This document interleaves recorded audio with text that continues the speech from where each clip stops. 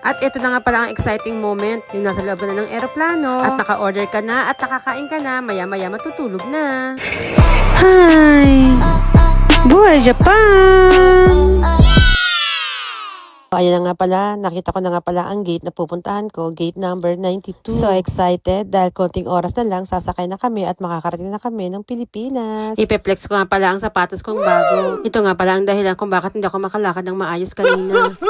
At habang hinihintay ko nga pala na mag-open ang gate ng eroplano na sasakyan namin, waiting lang ako dito sa harapan ng eroplano para pag nagtawag ng number, palagi ako nasa unahan, palagi naman ako nauuna sa lahat ng bagay. At ayan, habang naglalakad nga pala kami sa hallway ng eroplano, natanaw ko na nga pala ang aming sasakyan. At hanggang nakapasok na nga pala kami sa loob ng eroplano at hinahanap ko na ngayon ang aking uupuan. Ay salamat, mabuti na lang kahit hindi ko sinabi sa kanila, nilagay nga pala nila ako sa tabi ng window. Kaya natatanaw ko nga pala yung mga bagahe na inaayos nila. At ayan, fast forward na nga pala tayo. Nag-umpisa na nga pala magpainit ng makina ang eroplano. Tumakbo na ito ng unti-unti. At hanggang sa nararamdaman na pala namin na paakit na nga pala ito. Ang sarap pagmasdan na tumataas na at umaakit na ang eroplano sinasakyan mo, lalo na't pupuntahan mo ay masayang lugar. Minsan kahit wala kang maraming budget, kapag alam mong uuwi kasi yung mga pamilya ay masarap na rin sa pakiramdam. Pero alam nyo ba, habang tumatanda ang tao pala, dati sanay na sanay akong bumiyahe, pero ngayon nakakaramdam na ako ng lula sa sarili ko. Ang dami ko na nga palang takot kapag sumasakay ako ng eroplano. Kaya syempre, habang nasa himpapawid nga pala kami, hindi po pwedeng hindi ko kukunin ang aking rosaryo. Hindi pwedeng hindi ako magdarasal na sana makaligtas kami sa aming biyahe papunta sa aming mga pamilya. At nang matapos nga pala ako magdasal, eto kinuha ko na nga pala ang menu at mamimili ako ng para makakain na rin hindi ako. Hindi na nga pala kasi ko mo orders ng ticket kasama ang pagkain. Madalas kasi, dahil nga mura lang ang ticket na binibili ko, hindi na rin masarap ang ulam na ino-order namin. Mabuti na lang talaga meron silang slight menu dito sa eroplano,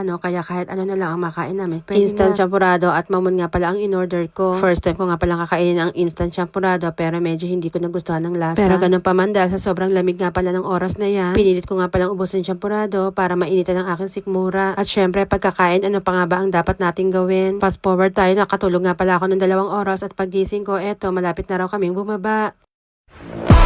Thank you for watching! Hi! Buhay Japan!